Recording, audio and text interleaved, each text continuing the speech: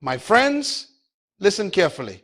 Everything you see around you right now, the seat you're sitting on, the building that shelters you, the system that governs you, all of it was once invisible. It began as a thought, then became a word, and only after that, it became a world. Creation did not begin with movement, it began with a mouth. The universe you and I inhabit was not constructed by hands, it was commanded by speech. And God said, and it was so. That, my friends, is not just theology, that is technology. The greatest creative force in existence is not in your wallet, not in your muscles, not even in your connections. It is in your mouth. Words are spiritual construction material. Every sentence you speak is a brick in the house of your future. You are sitting today in the middle of yesterday's conversations. What you kept saying yesterday is what you're living in today. Your words have already gone ahead of you to prepare your environment. They are builders. They are architects. The only question is, what kind of world are they building for you? So from today forward, don't speak as a reporter of your life. Speak as the architect of your life. You are not here to narrate circumstances. You are here to legislate change. And if you will align your tongue with truth, your environment will align with you. So the greatest miracle you can perform every morning is not outside of you. It begins when you open your mouth and give instruction to your day. That's why I tell people, never begin a day until you have spoken to it. Don't wait for life to tell you what it will be. Tell life what it must become. You were not created to echo circumstances. You were created to announce possibilities. Your words are the seeds of the invisible. They carry DNA. They contain instruction. That's why your language must match your vision. You cannot speak defeat and expect victory. You cannot rehearse fear and expect faith. You cannot curse your soil and expect a harvest. So today, before we go any further, I want you to grasp this truth deep in your spirit. Words build worlds. The life you desire is already waiting for your vocabulary to catch up. Let me give you an example. Before a building exists, the architect must first imagine it. Then he must speak it into drawings and details. Those drawings become blueprints, and those blueprints command the builders. Your words are the blueprints of your destiny. If your blueprint is small, your life will never be large. If your blueprint is confused, your life will be chaotic. If your blueprint is precise, your life will have purpose. That's where we begin, with the mouth that shapes matter. That's why in the next section, we will go deeper into understanding the law of words. My friends, hear me carefully. You do not live by what you wish, you live by what you say. There is a law that governs every human being, whether they believe it or not, the law of words. This law is older than governments, stronger than traditions, and it works for everyone who understands it. The law of words simply says this: your life moves in the direction of your most dominant declarations. Your words are the engine of your existence. They are not random sounds. They are spiritual forces, containers of creative energy. Let me remind you of something powerful. Words never die. Once spoken, they travel, they plant, they multiply. The Bible says death and life are in the power of the tongue. Think about that. It did not say death and life are in the economy. It did not say death and life are in your education. It says they are in your tongue. That means your mouth can build a nation or destroy one. When you understand the law of words, you stop talking carelessly. You stop calling yourself stupid when you make a mistake. You stop saying, I'm always broke, or nothing ever works for me, because those aren't jokes. Those are judgments. Every time you speak, you are issuing a decree, either for your progress or for your prison. Listen carefully. Your tongue is your signature on your destiny. Every morning you sign something, you sign success or you sign struggle. The law of words makes no exceptions. Even silence is a form of speech because it agrees with what you tolerate. You see, what you think becomes what you say. What you say becomes what you believe. What you believe becomes what you behave. And what you behave becomes what you become. So when people ask me, Dr. Munroe, how can I change my life? I tell them, change your conversation.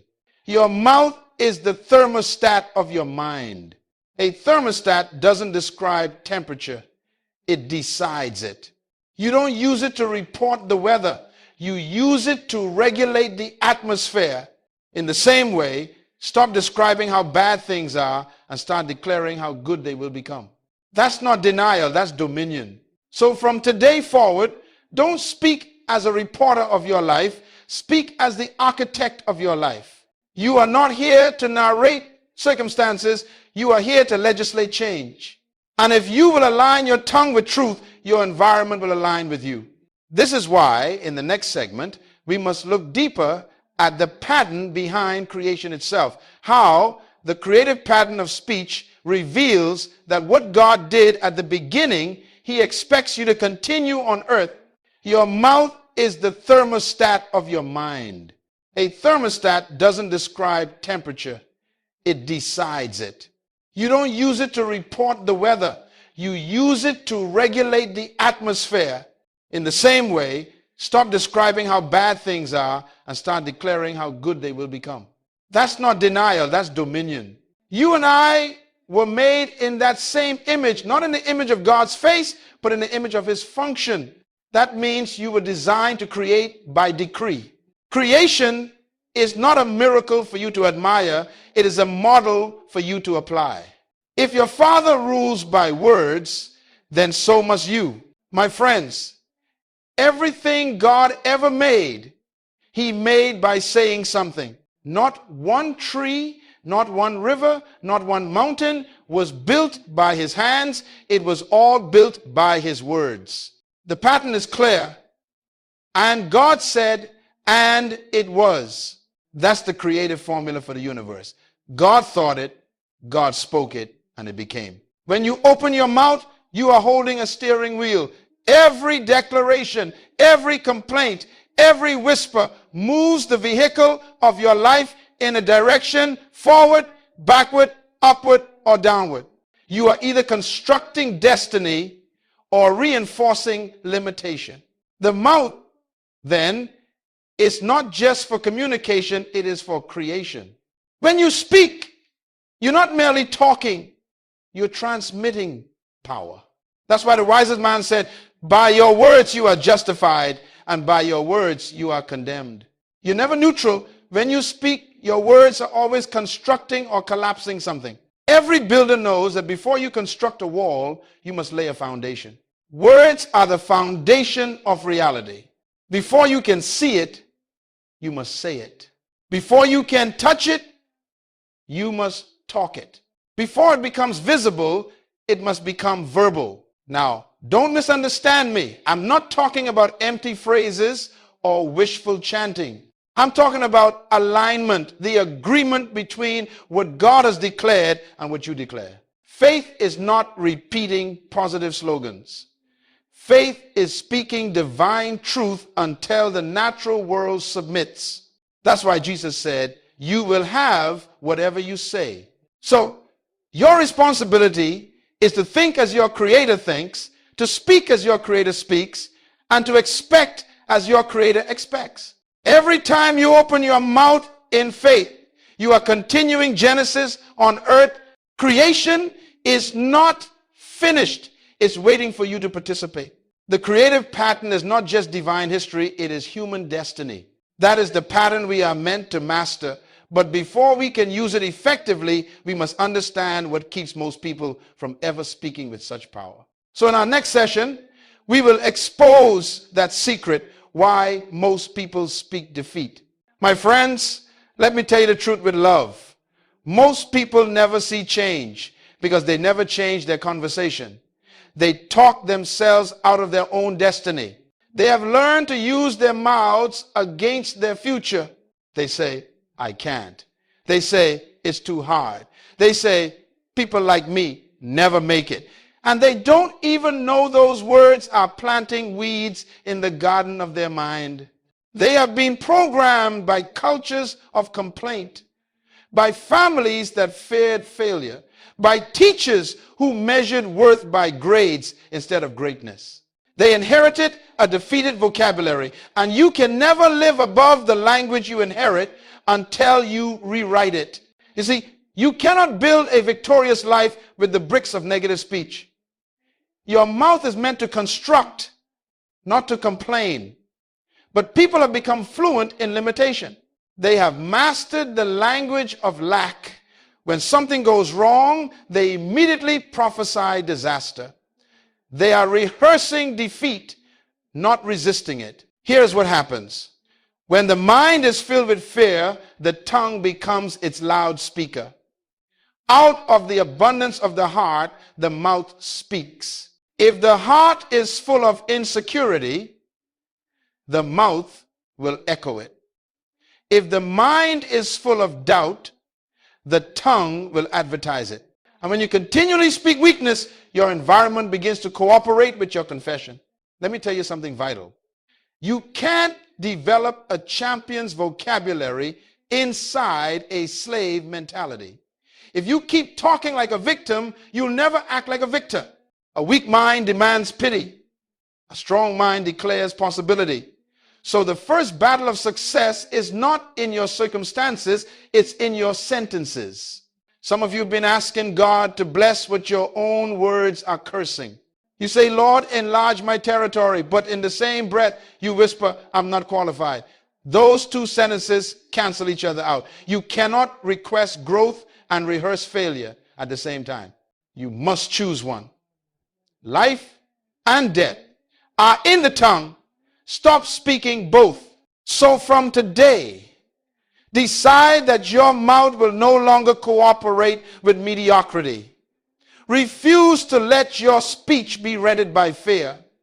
If you cannot yet speak victory with confidence, then stay silent until faith returns.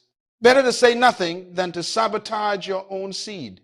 This is why we must now examine the engine behind every word you speak, the hidden connection between your thoughts and your tongue. Because your speech is not born in your mouth, it is conceived in your mind. In the next section, we'll uncover that mystery in the mind-mouth connection. My friends, the most dangerous distance in your life is not the gap between you and success. It is the gap between your mind and your mouth. What your mind believes, your mouth will eventually reveal. And what your mouth releases, your life will soon reflect. The mind and the mouth are partners in creation. The mouth does not have authority of its own. It borrows conviction from the mind. That means every word you speak is first a thought you rehearsed. Nothing leaves your lips that didn't first live in your head. So if you want to fix your mouth, you must first renew your mind. That's why the Bible says, be transformed by the renewing of your mind. Not your job, not your location, your mind. Because transformation is always mental before it becomes material. You cannot speak new words from an old mindset. The tongue is merely the instrument. The mind is the musician. If the musician is out of tune, the sound will always be off key. Let me explain something to you. Every time you think, you are programming your inner world. Every time you speak, you are broadcasting that program into your outer world. Thought is internal construction. Speech is external manifestation. When those two agree, power is released. But when they conflict, when the mind doubts what the mouth declares, your words lose authority. That's why some people pray loudly but live weakly. Their mouth says, I believe, but their mind whispers, I'm not sure. And heaven does not respond to noise. It responds to knowing. Faith is not volume. Faith is alignment between thought and tongue. Let me give you a simple formula. Think, say, hear, believe, become. What you think, you will eventually say. What you say, you will eventually hear. What you hear repeatedly, you will believe. And what you believe, you will inevitably become. So if you want to change who you're becoming, change what you're hearing. And if you want to change what you're hearing, change what you're saying. This is the divine feedback loop of destiny. When I was a young man, I learned to catch my thoughts before they escaped my mouth. If a thought of fear came, I answered it with faith. If a thought of lack came, I replied with abundance. I realized that silence is agreement, so I refused to be silent when my mind tried to limit me. I began to train my mind like a soldier and my mouth like a sword. You must do the same, because the mind is the soil and the mouth is the seed sower. Whatever you plant with words will grow from the thoughts you've nurtured. That's why your daily responsibility is to cultivate a mental garden so pure that everything your mouth releases carries life. In the next section, we'll look at how this creative force doesn't just shape your personal life, it builds entire dimensions of existence. We're going to explore the 5 realms your words create. My friends, the power of speech doesn't just build houses and careers, it builds realms. Every time you open your mouth, you expand or shrink one of 5 dimensions of your life. I call them the realms your words create. 1. The identity realm, who you believe you are. Every sentence beginning with I am is a prophecy. When you say I am tired, your body listens. When you say I am strong, your spirit responds. I am is not grammar, it is creation. God introduced himself with those words. I am that I am. So when you say I am, you are borrowing his creative authority. Never attach weakness to divine vocabulary. Stop saying I am nothing. Say I am purpose in motion. Speak identity before reality catches up, because identity always precedes manifestation. 2, the possibility realm. What you allow yourself to attempt, your words draw the borders of your imagination. People who say that's impossible have already built walls around their own potential. But those who dare to say why not unlock innovation. The world doesn't change because of resources, it changes because of rhetoric. The Wright brothers talked about flying before they touched a plane. Martin Luther King spoke about freedom before he saw it. Faith talks future while standing in the present. Every I can you speak expands the territory of what's possible. 3, the relationship realm, the atmosphere you create around others. Words are bridges or barriers. You can heal with a sentence or wound with a syllable. Some marriages die not from hatred, but from neglect of kind speech. Some teams collapse because leaders criticize publicly and encourage privately. The order is reversed. Your words are invitations. They tell others whether it's safe to be near you. Speak honor and you'll attract honor. Speak bitterness and you'll live surrounded by broken spirits. Choose to be the voice that builds, not the echo that breaks. 4, the faith realm, turning belief into substance. Faith without confession is daydreaming. It's not enough to believe silently. You must give your faith a voice. When you declare what God has promised, you authorize heaven to perform it. That's why Jesus spoke to storms, to sickness, to death itself. He never negotiated with conditions. He commanded them. Your mountains don't move because you admire their size. They move because you address them by name. Stop telling God about your problems. Start telling your problems about your God. 5. The legacy realm. What outlives your lifetime? Long after your body rests, your words keep walking the earth. Every principle you teach, every encouragement you give, every decree you make becomes a seed in someone else's soul. That's legacy. People may forget your face, but they will quote your phrases. Speak as though generations are listening, because they are. Every great leader leaves language behind. The future is shaped not only by inventions, but by vocabulary. Nations rise on ideas first spoken by courageous voices. My friends, these are the 5 realms shaped by your tongue: identity, possibility, relationship, faith, and legacy. When you master your speech, you manage your dimensions. If you guard your words, you govern your world. Now that you see the territories your voice creates, the question is, how do you train that voice to build consistently? In the next section, we'll uncover the process training your tongue for transformation. My friends, revelation without regulation leads to frustration. It's not enough to know that words build worlds. You must now train your tongue to build the right one. The untrained tongue will always betray your destiny.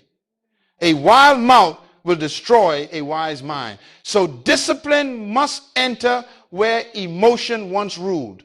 Listen carefully. Transformation does not begin in miracles. It begins in management. You must manage your mouth before you can master your mission. That's why James said, if any man can control his tongue, he is a perfect man. Think of that. Perfection is not measured by talent or title, but by speech. Let me give you 5 steps laws of the disciplined mouth. Step 1, silence the negative for 7 days. Make your mouth a sanctuary. Fast from complaint. Refuse to speak about what you fear, what you lack, or what others have done wrong. You'll be shocked how much energy you save when you stop fueling defeat. Some of you will discover you've been arguing for your limitations more than you've been praying for your liberation. Step 2, replace reaction with response. A disciplined mouth doesn't speak from emotion. It speaks from principle. When people offend you, don't give them your opinion, give them your peace. When situations provoke you, pause and ask, what truth should I release right now? This is spiritual maturity to control your tongue when your temper wants to take over. Step 3, schedule your speech. Purposeful people plan their words. Every morning, declare what your day must obey. Every night, close with thanksgiving, not regret. Set a verbal rhythm that aligns your tongue with your goals. You cannot live randomly and speak intentionally. The two must agree. Your day must begin with decree and end with gratitude. Step 4, record and replay your own voice. When you hear yourself speak faith, your subconscious learns to believe it. Faith comes by hearing even your own voice. Record your declarations. Play them while you drive, while you work, while you rest. Train your environment to echo your assignment. Let your words become the soundtrack of your transformation. Step 5, pair declaration with discipline. Never speak what you're not willing to act on. Confession without commitment is empty. When you say, I am disciplined, wake up early and prove it. When you declare, I am a leader, start serving someone. Words are seeds, but action is water. Without both, nothing grows. If you do these 5 things consistently, your speech will graduate from reaction to revelation. You no longer talk about change, you speak as change itself. The disciplined tongue becomes the steering wheel of destiny. It keeps you stable when storms try to shift your course. So now that your tongue is trained, it's time to use it. In the next section, We will activate what you've learned, not theory, but practice.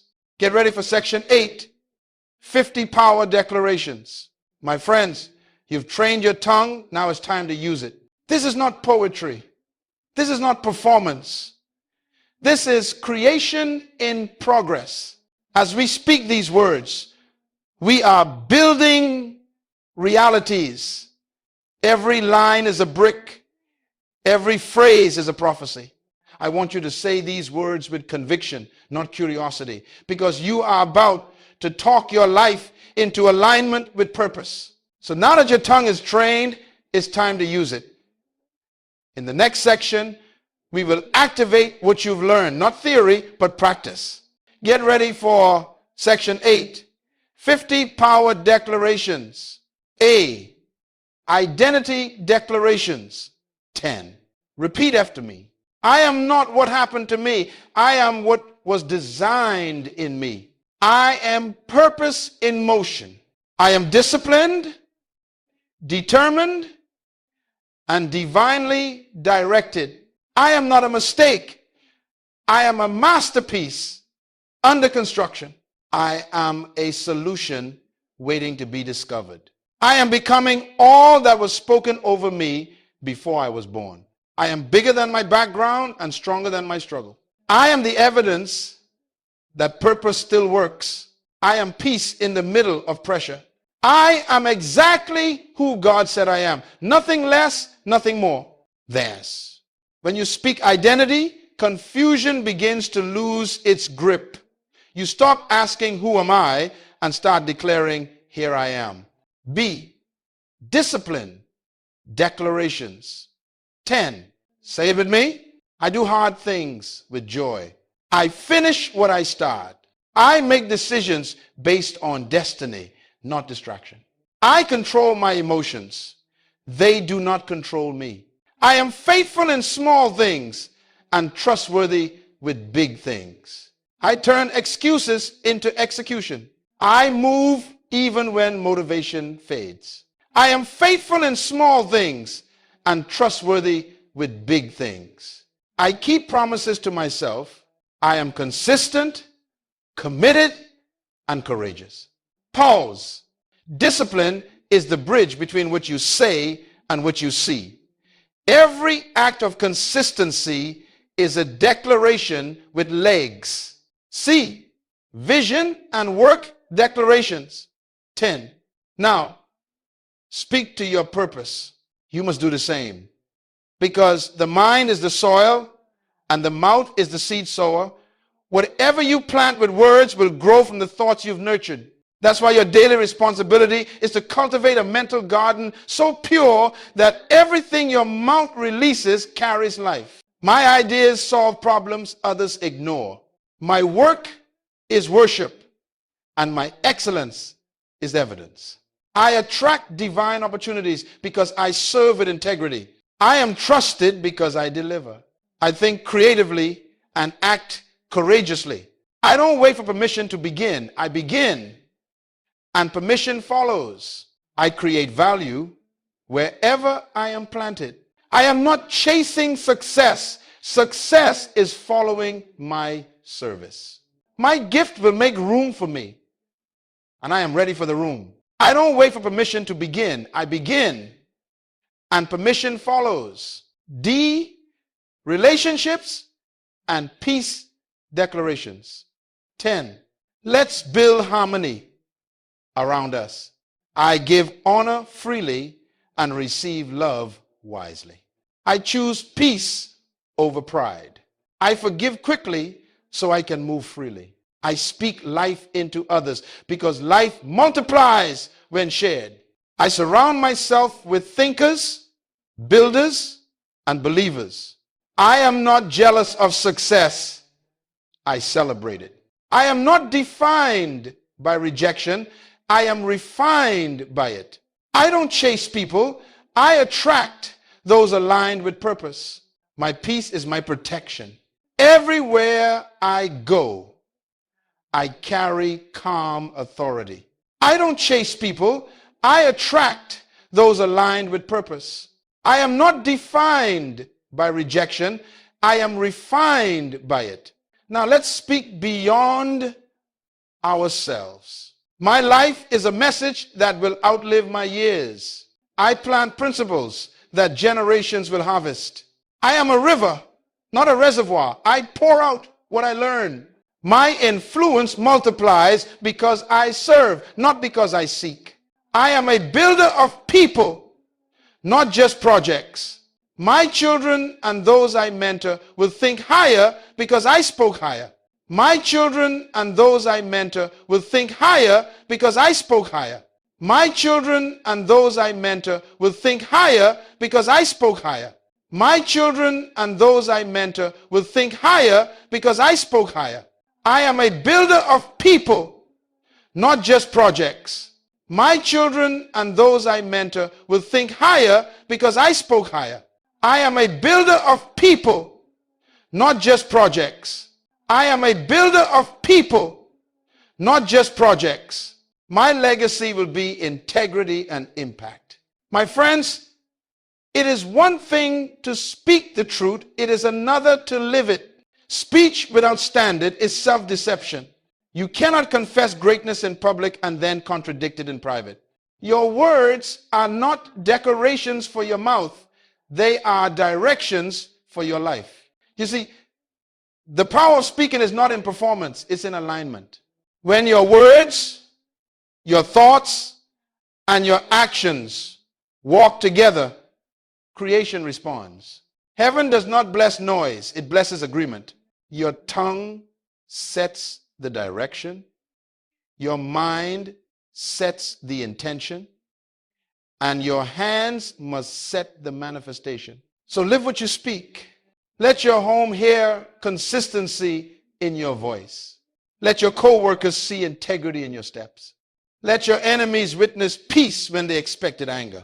That's how spoken truth becomes visible testimony. So live what you speak. Let your home hear consistency in your voice. Let your co-workers see integrity in your steps. Let your enemies witness peace when they expected anger. That's how spoken truth becomes visible testimony. Your confession is the blueprint, but your consistency is the builder. Your faith releases potential, but your discipline reveals character. And character is what keeps the world you build from collapsing under success. So as we conclude this journey, speak it until you become it, remember this final truth. The greatest sermon you will ever preach is not from your lips, it is from your life. Let your daily actions echo the declarations of your mouth. Let your choices confirm your confession. And may your existence become the living proof that words still build worlds. You see, the power of speaking is not in performance, it's in alignment. When your words, your thoughts, and your actions walk together, creation responds. Heaven does not bless noise, it blesses agreement. Your tongue sets the direction. Your mind sets the intention. And your hands must set the manifestation.